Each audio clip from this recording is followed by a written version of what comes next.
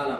یه نکته راجع به شیرالات توپا، وقتی دوش از سقف میاد شما حتما موقعی که تنفستون میخواید کار کنید باید آکس شیرتون با آکس دوشتون یکی باشه. پردایزری بذارین خیلی راحت‌تر این به دست میاد و موقعی که دوش نصب میشه عقب جلو به سمت چپ و راست نیستش.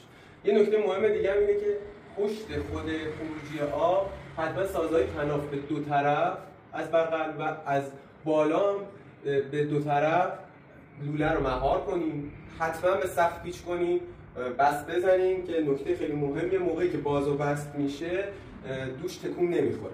یه نکته دیگه هم این حد کاشیکاریه که حد کاشیکاری الان نگاه کنید خیلی خوب رعایت شده اینجا 1 سانت بیرونه و در واقع در وسط حد کاشیکاری قرار گرفته.